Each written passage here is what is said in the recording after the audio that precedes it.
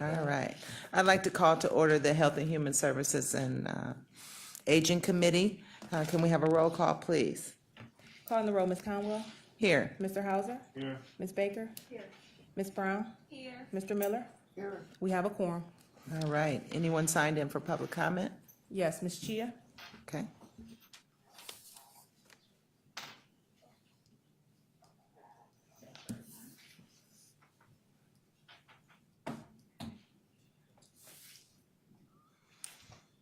Good afternoon, council members. Good Of the afternoon. Health and Human Services and Aging Committee, and thanks for your service and interest in the well-being of Cuyahoga County citizens. I'm Catherine Chia. While I'm the Development Director for Senior Transportation Connection, I'm here today representing a Council on Older Persons. I am the chair of COOP, as we call it, which has been a standing committee of the Center for Community Solutions for more than 70 years. We are 50 scholars, professionals, and committed citizens who educate and advocate on local, state, and national issues that matter to older adults, especially here in Cuyahoga County. We meet bi-monthly and also hold community forums to educate the public on these issues. As a percentage of seniors increases in each of your districts, we believe, as members of COOP, that it is very important for seniors to be included in policymaking, and I hope that you can find COOP to be a valued resource. So I'm here today personally to invite you, as members of the Health, Human Services, and Aging Committee, to let you know that you are welcome to attend an upcoming COOP meeting. Previously, we've been really pleased to dialogue with the head of United Way, Augie Napoli, RTA's CEO, Joe Calabrese, Representative Janine Boyd, and representation from the county has included the Consumer Affairs Director, Cheryl Harris, as well as County Executive Budish. Councilwoman Conwell, I can't thank you enough for your role in the panel that we had regarding levy funding as it relates to seniors a couple months ago. We were very proud at the response we got from that event, so thanks again for participating. Our next meeting is May 9th. We meet at noon at Fairhill Partners, 12200 Fairhill Boulevard in Cleveland. And also my colleague Will Tarter has provided a schedule of all our meetings through the end of this year, because we would really appreciate your presence, your perspective, and your comments at any of our meetings. So I'd like you to consider my invitation a standing one to join us when your schedule permits. We look forward to working with you to protect and improve the lives of older adults and our communities. So thanks again. Thank you. I'd like to have someone make a motion to approve the minutes from the April 4th meeting. Moved and seconded. All in favor say aye. Aye. Minutes have been approved. There's no matters referred to the committee today. We do have two presentations. Tracy will come up and present the 340B drug pricing program. She is on a time crunch today, so at 2 she must be gone. So let's keep that in mind. Welcome, Tracy. Thank you very much, and thank you, and I'm honored to be here today. Press that green button. Thank you for accommodating me, Councilwoman, and I am delighted to be here today. I've actually got to pick up an 11-year-old, so that's why I'm running out. I'm delighted for this opportunity to just have a little bit of time to discuss the 340B program. I've got a quick video, it's about 3 minutes, that explains it much better than I can, and then we can go through a very short presentation.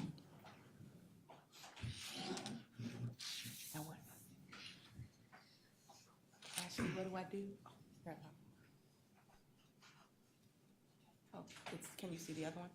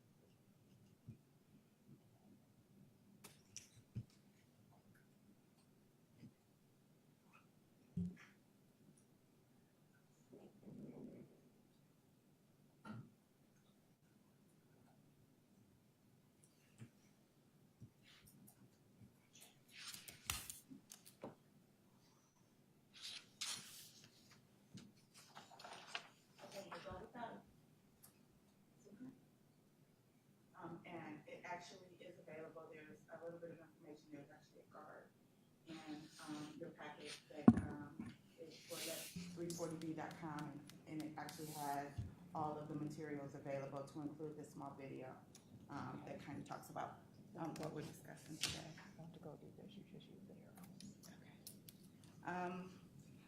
340B program is 25 years old, and it is a program that was put in place to help the veterans that were coming home from the Vietnam War. Yes. Oh, I'm sorry. Oh, okay. To help the veterans who were coming home from the war that were experiencing really high prices on their drugs. This program was put into place and has been in effect and working very well from this point. It is a small program that does wonderful good. Thank you. 340B allows me to be active. Be We're having fearless. technical difficulties creative. today. Be on top of my game. For 25 years, the 340B program has helped nonprofit clinics and hospitals provide health care for everyday Americans. It costs taxpayers nothing, and without it, millions would be harmed. 340B allows me to simply be alive. 340B, a small program that does a world of good. Visit let340b.org. No, that's fine. We'll keep going. It's a life-saving program that costs taxpayers nothing, and it's constantly under attack by Big Pharma because the residual effects come from the pharmaceutical companies. What is 340B? What is 340B? To find out, let's go back to the There early it is. 1990s. Money was tight, as it always is, and it was a difficult time for America's safety net providers, those providers treating large numbers of poor and uninsured patients. So as part of the Bipartisan Veterans Health Care Act of 1992, Congress created the 340B drug pricing program. The 340B program allows qualifying safety net providers and certain qualifying hospitals to buy prescription drugs at discounted prices from drug makers. As Congress stated, the goal of the program was to enable these entities to stretch scarce federal resources as far as possible, reaching more eligible patients and providing more comprehensive services. And since 1992, that's just what 340B has done.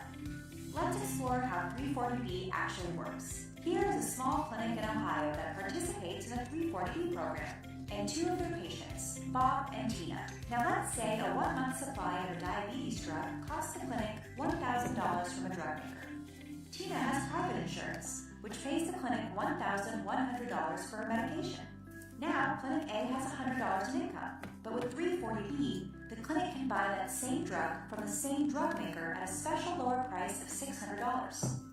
With 340B, the clinic still gets paid the $1,100 by Tina's insurance, but the sale now generates $500 in income, which the clinic must use towards its expenses. Now, along comes Bob, another patient at the clinic. Bob doesn't have insurance, but he needs medication too.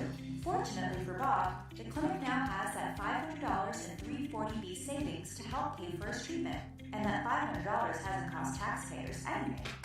Without 340B savings, many clinics and organizations would have to find new money to stay open, most likely from taxpayer dollars. Either that or the clinic might be forced to send away patients like Bob, and those patients go untreated. Or worst of all, the clinic could close down altogether. But thankfully, clinics and their patients thrive with 340B because it allows clinics to offer better means of treating and keeping patients in care. The 340B program is already well regulated by the Federal Health Resources and Services Administration, which established rules that manufacturers and providers must follow to participate in 340B. Congress also keeps a very close eye, and 340B safety net providers and hospitals are subject to oversight, monitoring, and regular audits. Smaller safety net providers like Ryan White clinics who treat patients living with HIV/AIDS are concerned because the mechanics of 340B are often questioned or reevaluated by lawmakers and challenged by drug makers that would rather sell their products at a higher price. The truth is, this small program that does a world of good only accounts for 2.8% of all drug purchases in the U.S. We want to protect the vital assistance 340B gives to Ryan White clinics and all safety net providers. 340B has been working as intended for safety net providers and their patients for over 25 years. And that's why we'd like Congress and elected officials to simply let it be. To get involved and find out how to protect 340B, visit let340b.org. Wanted to show that video because it explains it a lot better than I ever could. This is a small program that really helps our safety net hospitals.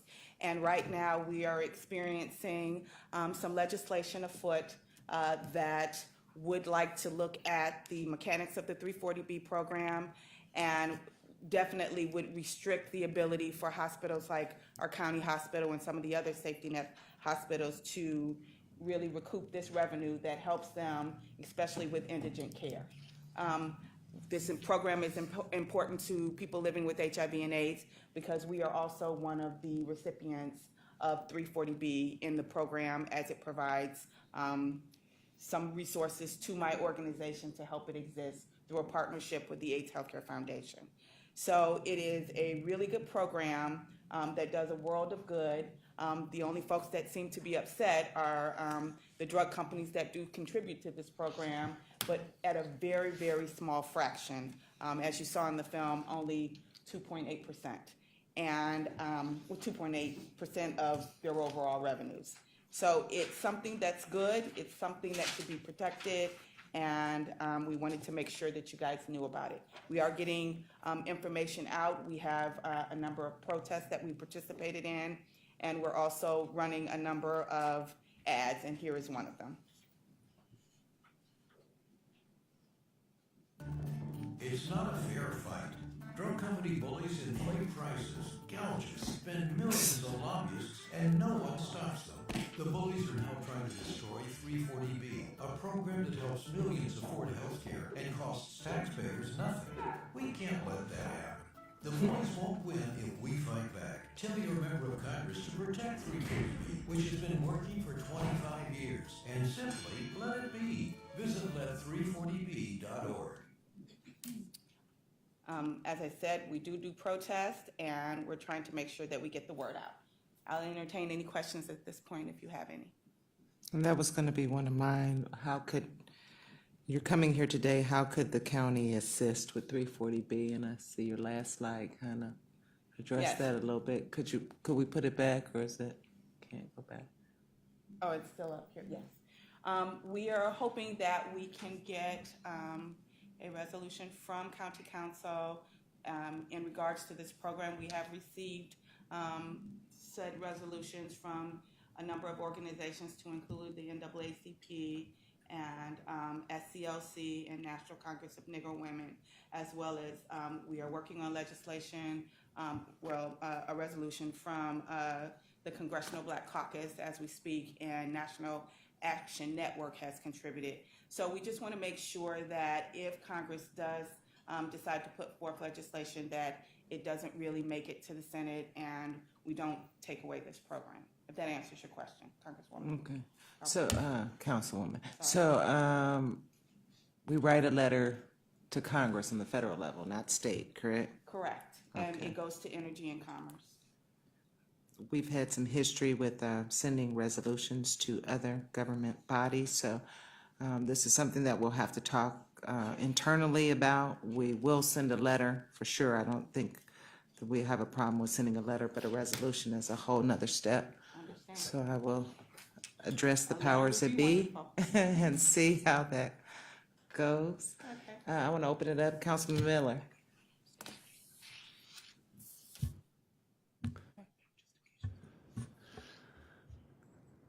Thank you very much for coming down, and this has a very direct impact on Cuyahoga County. We take advantage of the 340B pricing in the providing of medication to the prisoners at the jail through Yes, through the mental health system, among other uses. So it would be it would have a serious detrimental effect on us if this were changed. My question number one is is who determines the 340B price for a particular medication, and how is that price determined? The prices are determined by the Veterans Administration. The Veterans Administration has a formulary of over 9,000 medications that vary across the board, and they determine the cost, which tends to be 25% less than you can buy in the open market. Am I correct, though, that the use of the 340B pricing goes way beyond the Veterans Administration, that it applies to any qualified safety net provider? No, you actually have to apply to be a part of the 340B program, and eligible providers do include federally qualified health centers as well as Ryan White clinics, of which my agency is a part, and safety net hospitals. So it is a very finite pool, and it's highly regulated. So it's qualified health centers, it's Ryan White, and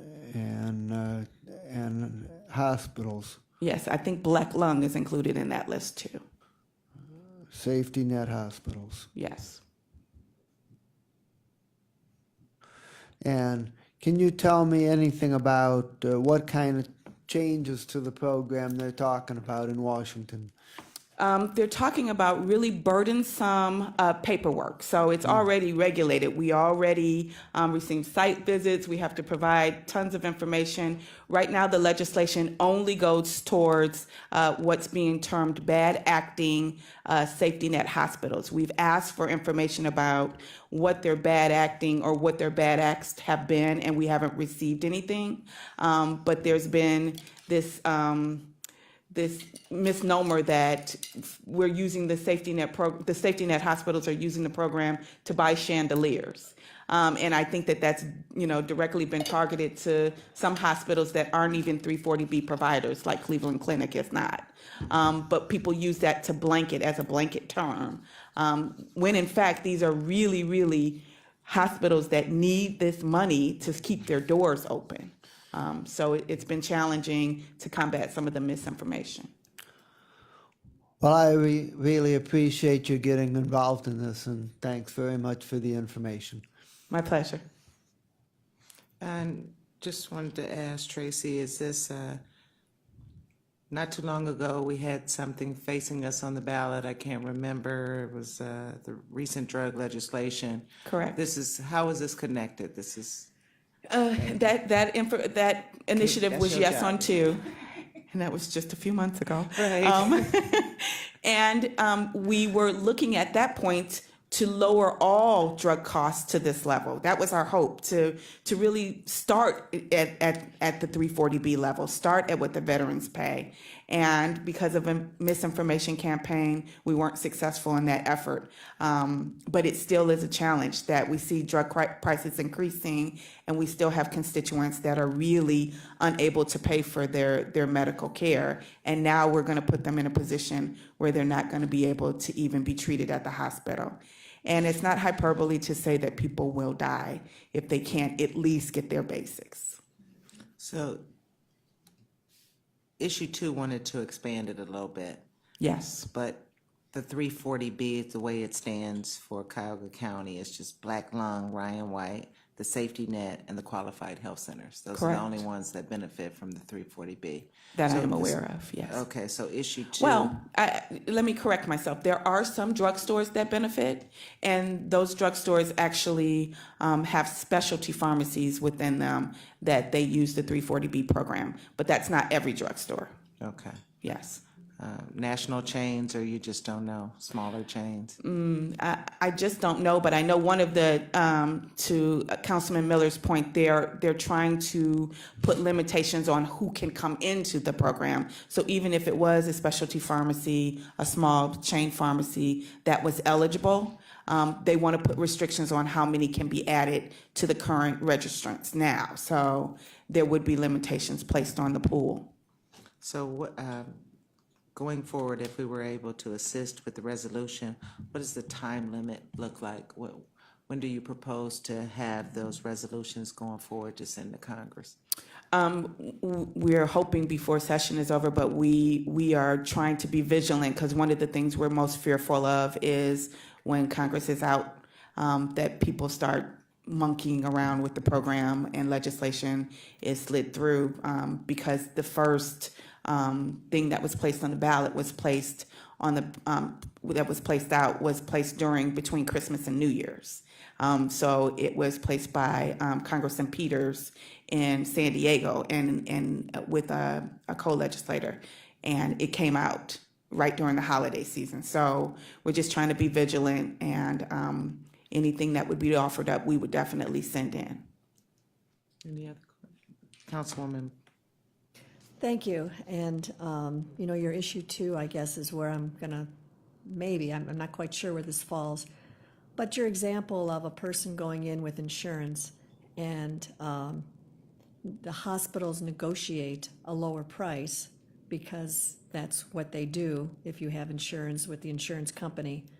But the person who doesn't have insurance gets no negotiation and pays for the full price.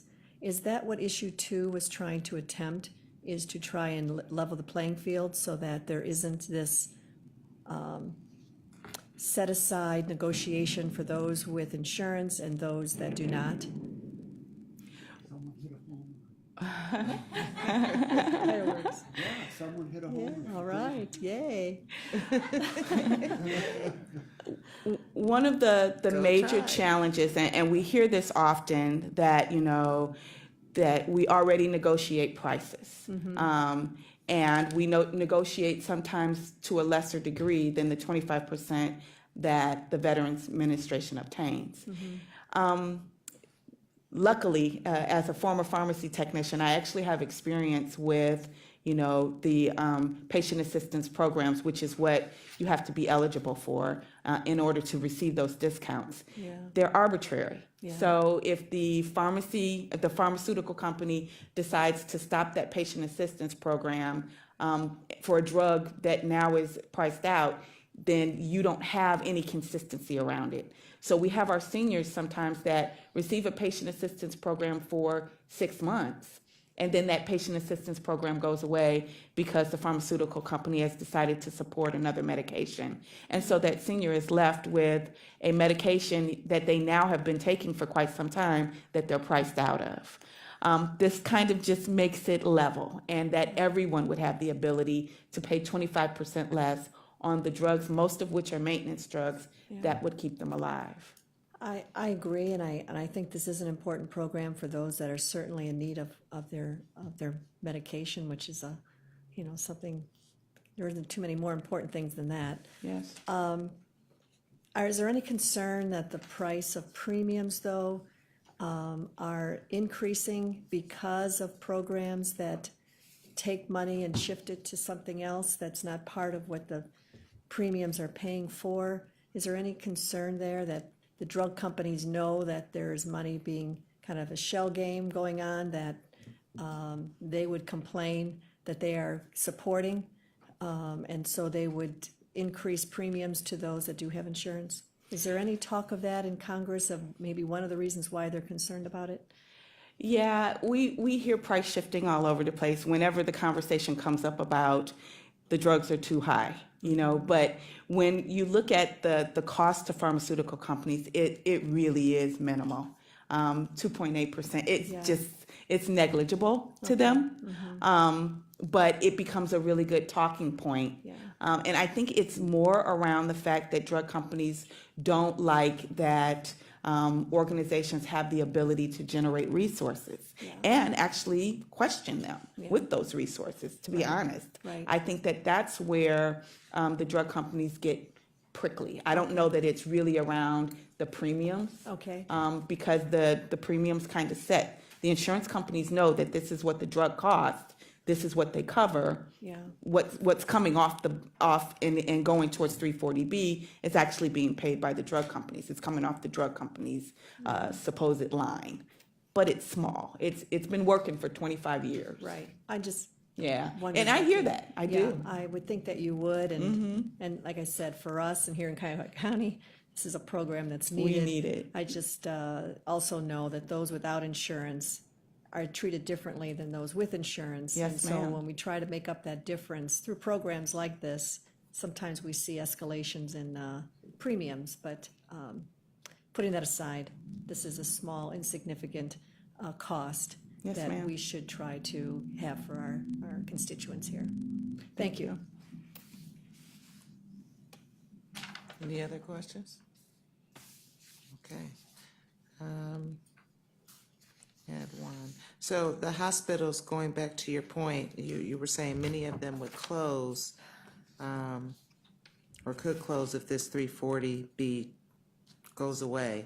But hospitals are nonprofit. It's more than this program. So how does this program really help the hospital? I knew about the premiums, so they're getting the money, the $500 or the additional for the premium, so that offset is covered by.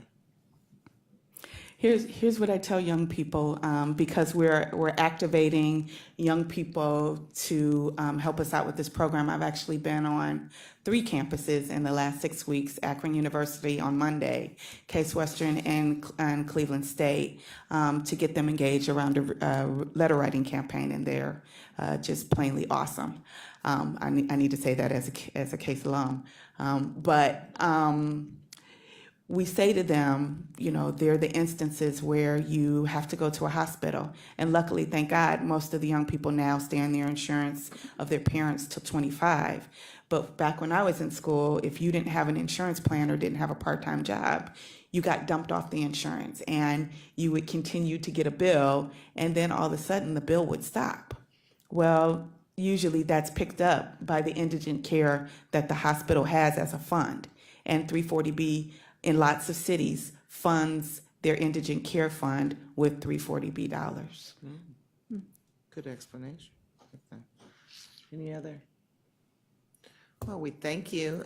Definitely, please leave us your card so we can have staff reach out to you in terms of moving forward, possibly with the resolution or at least the letter. Thank you, and that card is actually in your envelope. Thank you so much. Thank you for coming. My I pleasure. apologize again for the parking. No fiasco. worries. All right, so we can take a minute to digest some of that. How are we feeling about helping possibly? Because I already know from long term how it is going uphill, but just thoughts from each of us. Is this something that we might possibly consider doing a resolution for? I think it comes close to meeting the standards for a resolution because of the direct and immediate effect that it has on Cuyahoga County operations, as opposed to being more general in nature. But nevertheless, I would be happy if we sent a letter and really tried to get everybody's signature on it. I think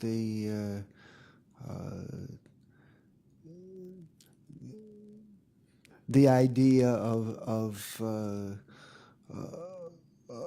not doing very many legislative resolutions has worked very well for the council. So I think the letter would be, if everybody signed it, it would be just about as effective, and we wouldn't be going off precedent.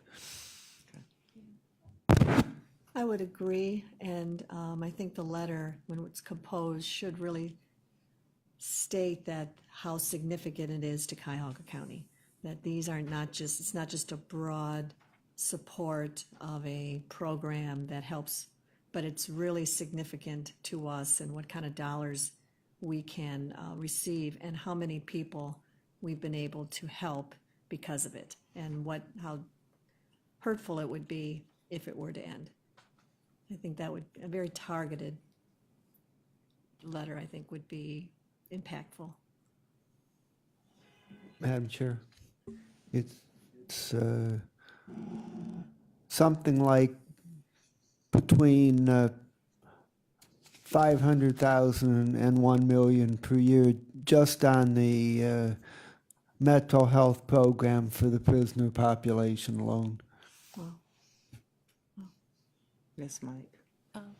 I agree with Councilman Miller, and I think a letter would be just as good, especially if, as a whole, as a body, we all signed it. I think it'd be just as effective. Councilwoman? I'm certainly on board. I was on board when they did the issue too, and so I certainly, they have my full support, so. So Tracy is not here, but, you know, this is always has been a debate amongst council when we should do a letter or when we should do a resolution. So it sounds like pretty much the majority, and so I'll take that up to upstairs because Joe has left.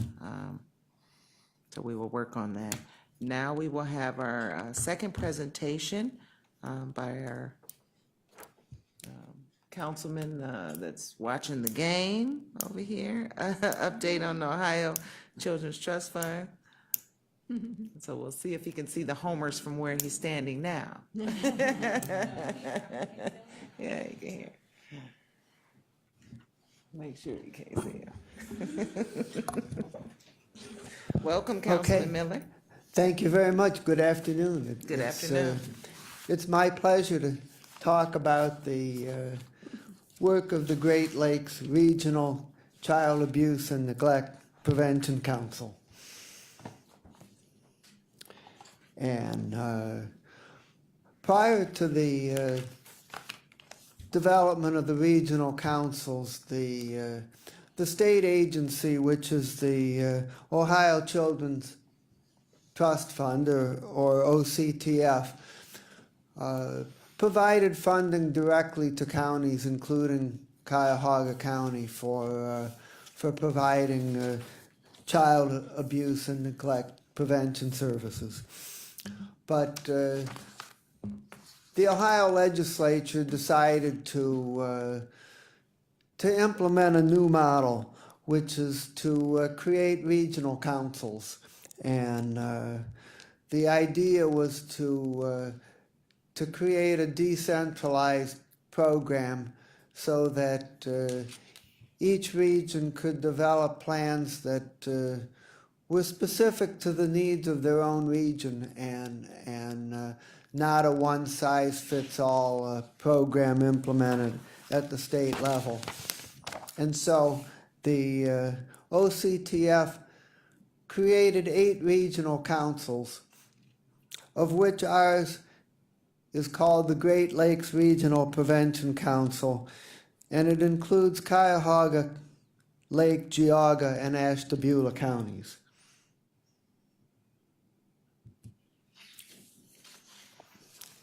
And so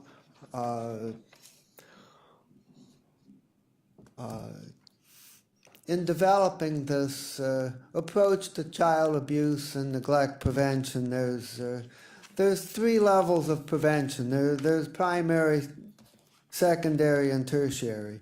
And primary prevention has to do with reaching the general public with information about child abuse and neglect, how to prevent it, and where to go to get help.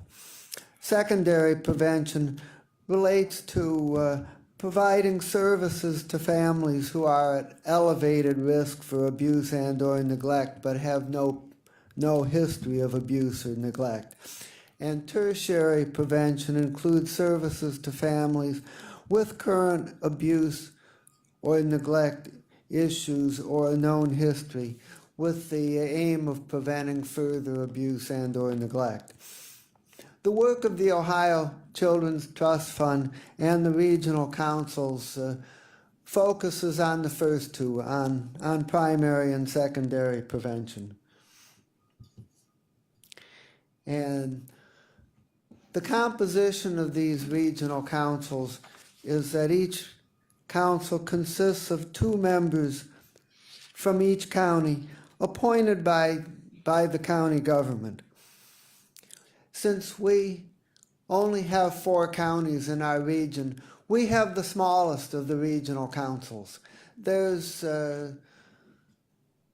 some that include as many as 16 smaller rural counties, so that gives you a regional council of 32 members. And also, there is a provision that additional prospective members can apply to the Ohio Children's Trust Fund and be added to the regional councils. Robin Martin and I were the original two appointed for Cuyahoga County. And after I was chosen as chairperson, this gave Cuyahoga County the opportunity to make an additional appointment, and Jennifer Grossman was appointed. And also, we encouraged Levine Ross to apply to the OCTF to be appointed to the council, and she was approved. So this gave Cuyahoga County a total of 4 representatives.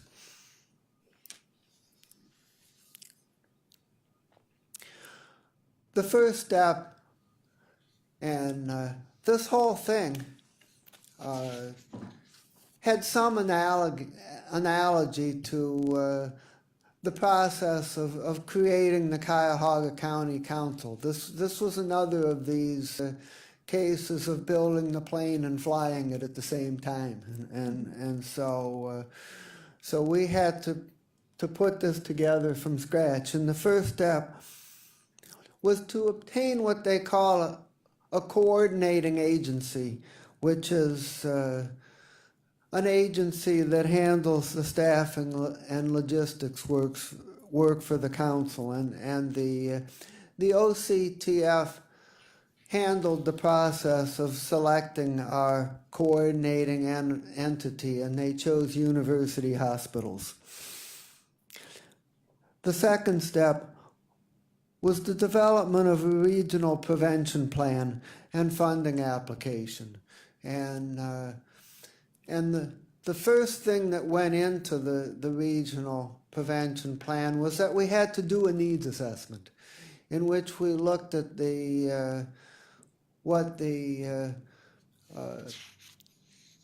characteristics of our 4-county region are, and what the things are that we're most in need of to be effective in preventing child abuse and neglect.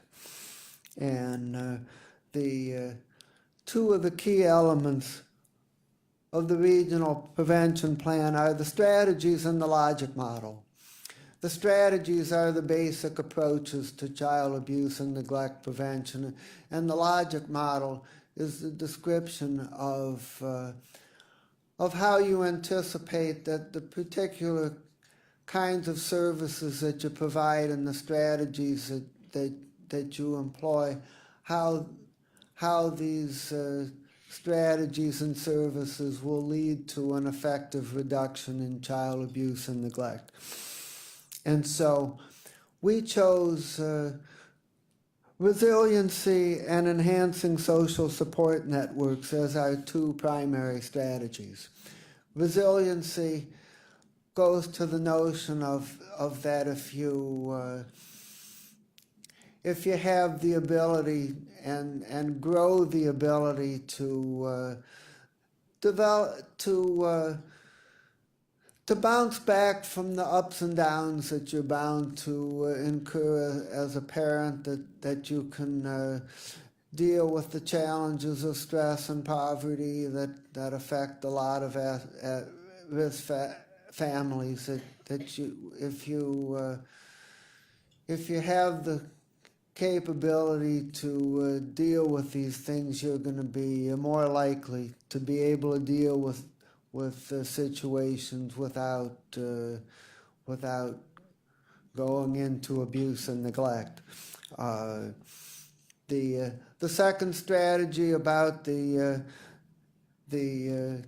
building and maintaining social support networks, it goes to the notion that we don't we don't do this as parents by ourselves, but if we have families and we have extended families and we have teachers and we have churches and we have other community resources that work with us, and if we're able to build these networks and effectively make use of them, the better we're going to do. So those were the two primary strategies that we developed. And after developing the plan and the funding application, we sent that to the Ohio Children's Trust Fund, and our regional council was funded for $815,000 to provide services for the time period from April 1, 2017 through June 30th of 2018. And we then issued an RFP asking prospective vendors to apply for funding. And in this process, we learned that providing services to the 3 counties outside of Cuyahoga County was actually more difficult than providing services in Cuyahoga County.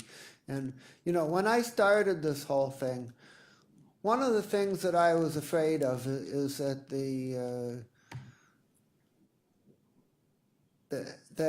that there would be conflict over funding between the Cuyahoga County representatives and the representatives of other counties, and that the representatives of other counties who were greater in number would gang up on us and come up with an unequal funding allocation. Well, in fact, we saw absolutely none of that. And that the council members work cooperatively very well to help ensure that services were provided across the region. And we're actually doing a little better within Cuyahoga County than in the rest of the region. And we're working on that, and we're hoping in the next round to do a little better. But we're doing quite well. Because of the complexity of the initial startup process, time was extended through June 30th, 2019 for the provision of services under the initial contracts. And the selection of contractors, we chose the following: UH Mom Power, Applewood Family Pride, YMCA of Greater Cleveland, Catholic Charities, Bright Beginnings, and Educational Services Center for the FAST program. After selecting the vendors, UH negotiated the contracts. And the contract negotiating process is complex, because part of this is that the state wants a high degree of accountability, and we're required to create a process where there's measurement of services provided and there's measurement of outcomes, and if you don't provide services and you don't get good outcomes, you don't get paid. And the state and the Prevention Council wants to make sure that there's accountability, and the vendors want to make sure that the accountability isn't structured so difficult that they might provide services and do a lot of work and still not get much reimbursement. So there's a lot of give and take in that, and that's slowed things down. The first 7 of the contractors that I listed are providing services, and the last one, the Educational Services Center FAST program, is still in negotiations over the evaluation criteria. And in terms of providing services, most of the services involve parenting and social networking services for families of high risk of abuse and neglect. However, there's a variety of service models, some quite innovative. The YMCA is running parent cafes, which offer an informal networking, informal informational resources and social skill building program. Catholic Charities is running Getting Ahead, which is a resiliency-based program directly aimed at getting out of poverty, but the resiliency that it creates will also help prevent child abuse and neglect. So that's an interesting model, and it also provides services out in Ashtabula County, which is important. Bright Beginnings is running their early childhood health and parenting program, and ESC FAST program will run their school-based parent-child development program.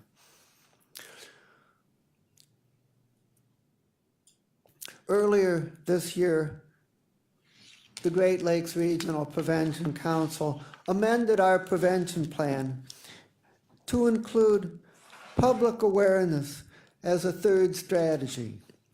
The goals of the public awareness campaign are to create a general awareness among the public about the problem of child abuse and neglect, to help people recognize the need to get help either in oneself or others, and to help people become more aware of what to do and where to go to get help.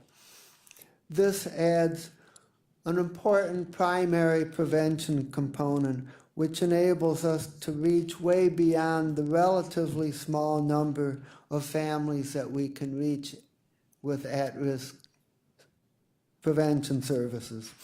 And the Prevention Council chose a company called Flourish that created the materials for the primary prevention campaign.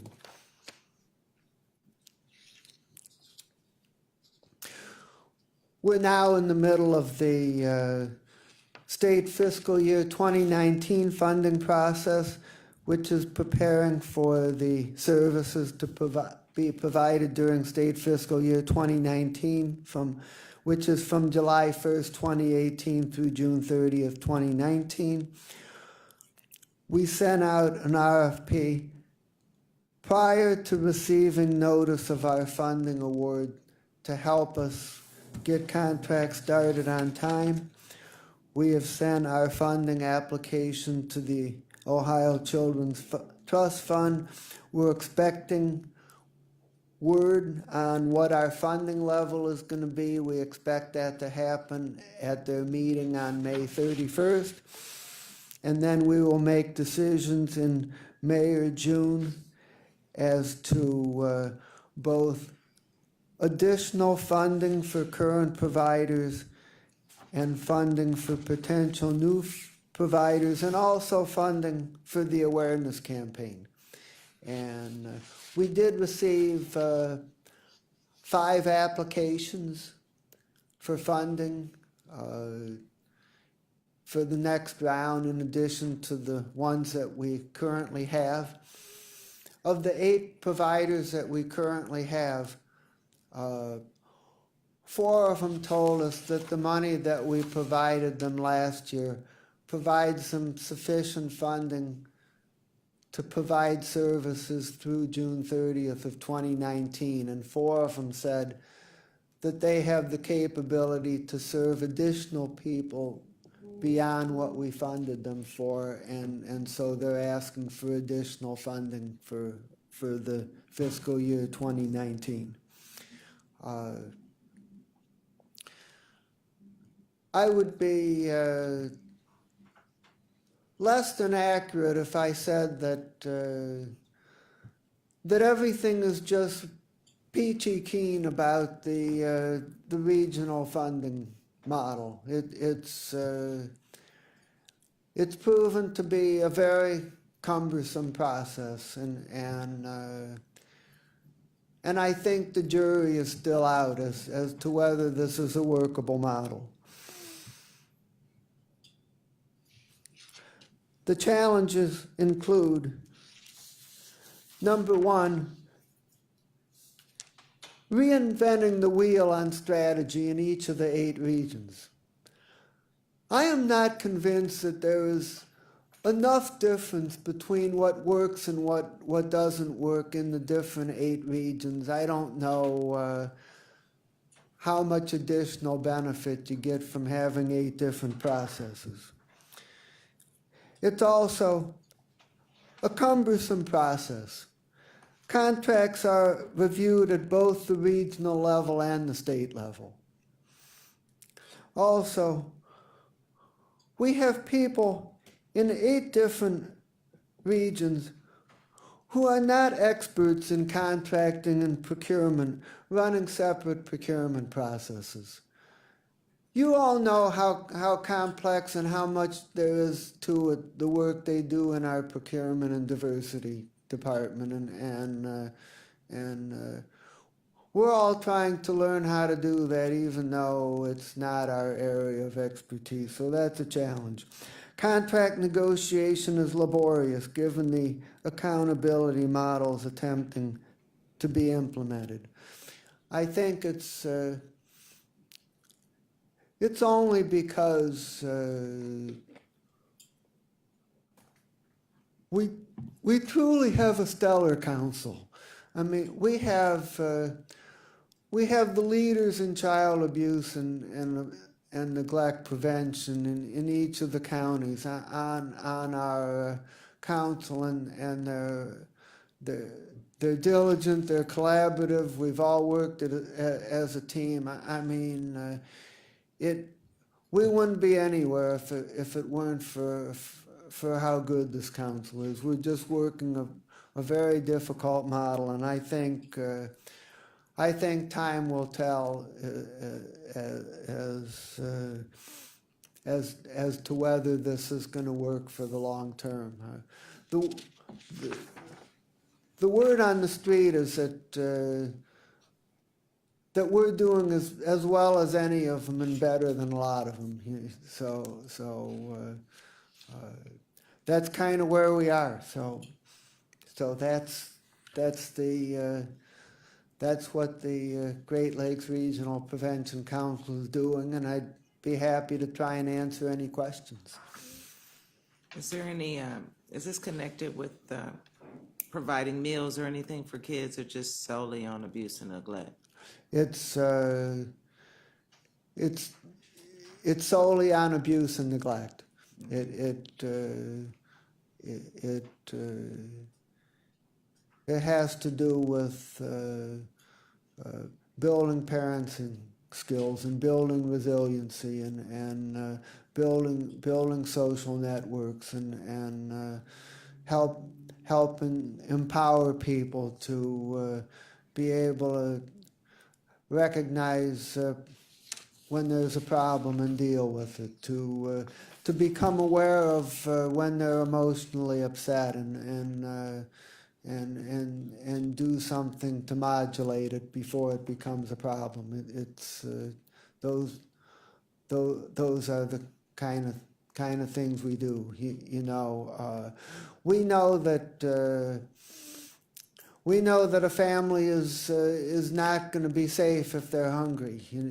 But there is just not enough money in this particular program to deal with things like that, and so we have to leave that to our partners in the community who provide those kind of services.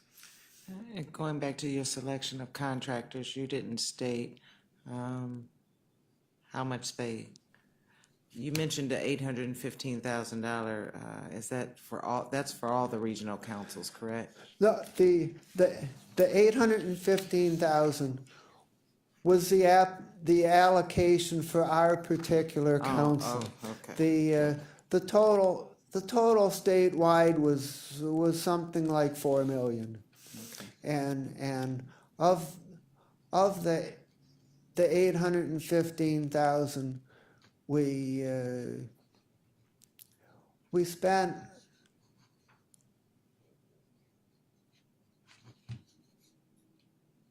about 600,000 for the 8 agencies, and we spent about another 100,000 for public awareness, and we have just under 100,000 left over from the allocation that we're gonna use to help a couple of agencies get an early start in getting going on the 2019 program. So that's kind of where we are. Was the selection of the contractors, was it equal, fairly equal in the amounts that they received, or how did you guys determine that? No, in fact, there was a wide variability. Generally, the contractors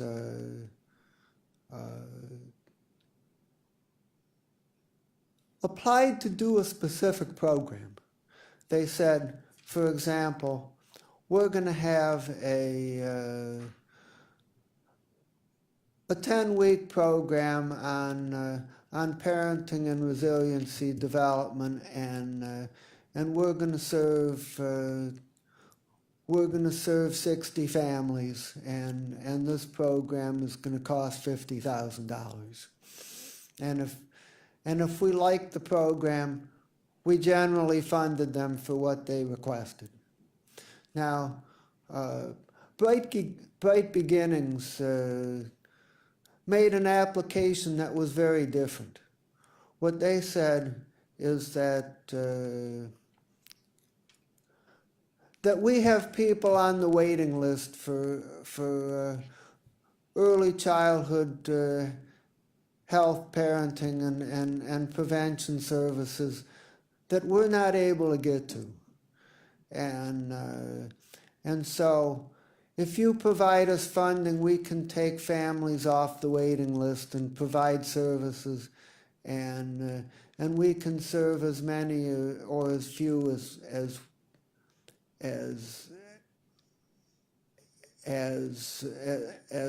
you want to provide us funding for. And they applied for about 200,000, and we gave them less than that. You know, we wanted to spread things around, but we gave them over 100,000 and gave them a good chunk, and so they're providing those services. So that's kind of how we made those decisions. Open it up to committee. Councilwoman. Thank you for your work, Councilman. Sounds like there's a lot that's being accomplished here. And I understand the different regions does propose challenges. I guess it's the collaboration issue perhaps they're trying to get, as our local governments do, trying to find out what others are doing and maybe capitalizing on sharing services, things like that. I don't know if that's what's happening in this collaboration, but perhaps it could. I guess, yes, go ahead. I would point out that we do have some providers that are providing services in multiple counties. So that's not only the counties outside of Cuyahoga County, but then we have some that are providing services in Cuyahoga County plus 1 or 2 of the other counties. So there's some cross-fertilization going on, and that's probably a very good thing. Yes, good. Good to know that. If I may ask, there's many that are trying to help those that are in need of many services, including child neglect and abuse. Are you also collaborating with the many agencies that are out there, even our own family services and different providers that perhaps, not to duplicate services? How do you collaborate with those existing agencies that are doing similar services that you are also trying to accomplish? I think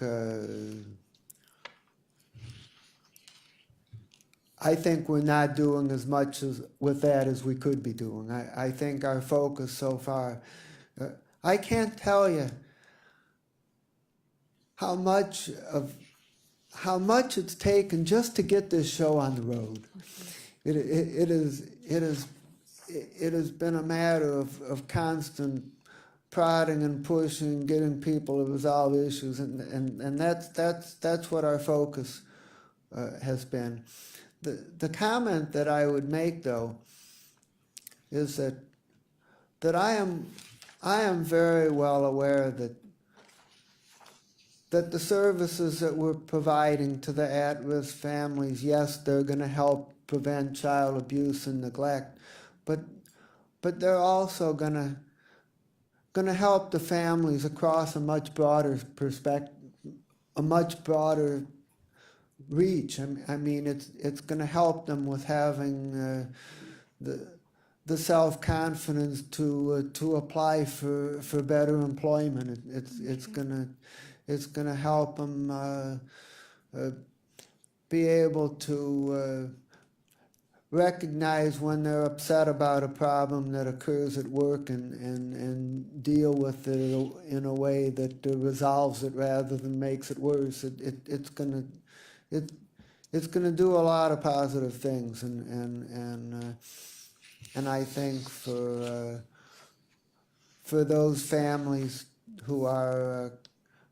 connected with other systems, we should think about how there can be some cross contact. Good. My last question, Chair, is on your prevention models, the primary and secondary. Is there what do you do to draw the line where you are not focused on the third, where perhaps those families you have been working with, you see are not going in a direction you want them to go in, that is deteriorating, and it has actually gone to a third level that your organization does not focus on? How do you manage then turning the responsibility over when you see a family that is not responding to the good things that you're trying to provide?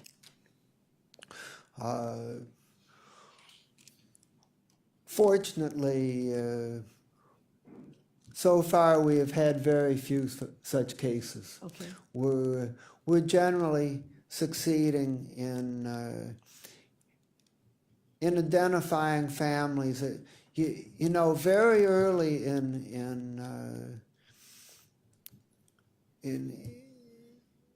early in the model development process, we talked about a scale from 1 to 5 or something like that, where if it was a 1, they're perfectly healthy, and the prospect of abuse and neglect is the furthest from their mind and not even a threat, and then you get to where it's a 2 or a 3, where it's some risk, but they're not yet in deep trouble, and that's where we want to get them, and we're getting them,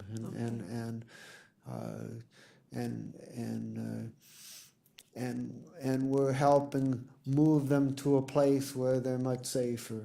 But there's been a few cases, and when it occurs, the cases just have to be reported to Children and Family Services in the respective county, and they take it from there.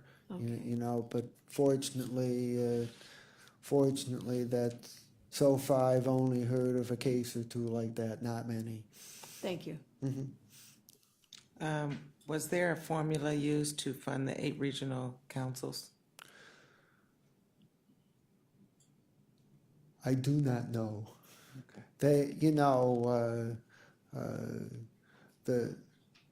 the state operation is somewhat of a black box, and and most of the conflict that has occurred in this process has been between the Prevention Council and or the coordinating entity in conflict with the state. I mean, they've not been the easiest folks to work with, and they're not telling us how they're making their funding decisions. Although I don't think that they're straying wildly from per capita. I think if you took all the money they awarded and you allocated it to each region on the percentage of population that they had, I think that it'd probably be pretty close to what you got. I mean, I'm sure there's some variation, but I don't think it's huge. I mean, it's nothing like with the state mental health funding, where we get only 5 or 10% of what we should get on a per capita basis. It's nothing like that. It's a fairly even distribution, and the 8 regions are they've made them reasonably similar in population. It's not. I mean, that's why some have 16 counties. It's those small rural counties with 20 or 30,000 people apiece. You need a whole bunch of them to get to the same population level as we have here. So it'd probably be a nightmare to fund all those. I think they got to have huge problems. I mean, first, just getting to the meetings. I mean, for me, it's 50 miles or so to where we meet. We meet in Lake County, which is somewhat central. I mean, I think in some of these rural areas, it's 150 or 200 miles to get to the meeting, and then the challenge of one of the prime directives that we've got is to provide quality services in every county in our region. Well, if you got 32 little counties, that's an even bigger challenge. I mean, who can provide those services? Are there agencies in each of those little counties that can provide quality services? Are there agencies that can cover 5 or 6 counties? That's got to be some of the challenges they're working with. Well, any other? I just had a question, Councilman.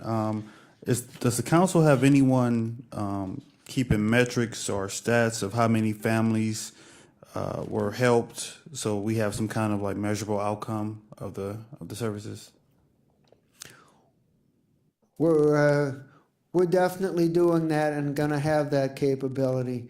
However, most of the contracts have only been in place for a couple of months so far. It took a long time to get this underway, so we don't have a lot of completion so far. But we're keeping track of this because the reimbursement to the providers is based on how many they serve and how good the results are. So yes, we'll have that. Councilwoman Baker. Thank you. Just following up on that, especially because this is rather new, and your statement that the smaller rural areas are more difficult to serve. you may find in this collaboration environment that they may be sending their constituents to Cuyahoga County because we do offer perhaps more extensive services than they can in their small rural areas. And to keep track of how many of those constituents cross over and come to Cuyahoga County, especially because of the funding piece of perhaps getting more funding if we find that they seem to be coming and are attracted to Cuyahoga County. Is that something you think you can follow with your model? Yes, I believe we can. I haven't heard anything yet that this has occurred, but we'll keep our eyes open. Thank you.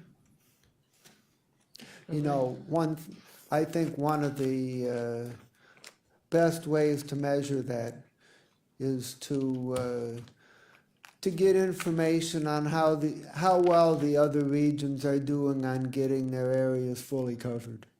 You know, I think if the other regions in fact have their areas fully covered with services, we're not going to see that. If they're not able to get that done, well, then we could have some problem. All right, any other further questions for Councilman Miller? We thank you very much, Councilman Miller. Okay. I think you gave a very thorough presentation. And so now I understand with the Great Lakes Regional Prevention Council. How often do you meet, Councilman Miller? How often do you meet? Does the council meet? We meet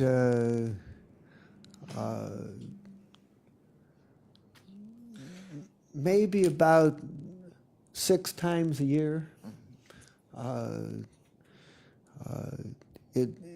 It's at least quarterly, but then there's additional meetings that are, you know, because like for example, we have a meeting scheduled on May 17th, but when the state decided they weren't going to make funding decisions at the end of April and instead they were going to make them at the end of May, well then that messed up the schedule and we got to have another meeting. So that created an extra meeting, and you know, with that limited number of meetings, it is a real challenge that we can't deliberate or make any decisions by email because of the Sunshine Law. You know, it is just so much easier on my church board of directors where we do that all the time. It's a real challenge when you know if you don't get a decision done at this meeting, it might be 2 months till the next meeting. So that it takes a lot of planning around having the meetings at the right time, getting the things done that you need to get done at those meetings, and empowering UH to do what it needs to do between meetings. So that's a large part of what we do. Thank you very much. Moving on to miscellaneous business, I just wanted to remind everybody that the hearings with DCFS department should start May 16th at 1 o'clock. So far, we don't have any other legislation that I can foresee in the next 2 hearing dates. Today at 3 o'clock will be a meeting to determine how that agenda will be rolled out between Walter P. and Cindy Weiskettle. So those of HHS meeting are more than welcome to attend if they like. No other public comment, correct? No. Madam Chair, Yes, Councilman. at this time, do we know of any meeting dates for these hearings beyond May 16th? It will either be the 23rd or the 30th. We're only going to have 2 hearings. We believe that we'll be able to get all the speakers in 2 sessions, provided we don't have any legislation that is bumping heads. And because of the election schedule, it's kind of changed our dates of how we're having council. So the 23rd is an option, but it was not once we determined that that was an option date, we had not shared that with Director Wisekettle or Walter P. So I will address that with them today, just because they're under the impression it was going to be the 16th and 30th. So we want to be able to give them that option as well. Okay, I'll hold them both open. Thank you. Any other questions? All right, no public comment. Meeting adjourned.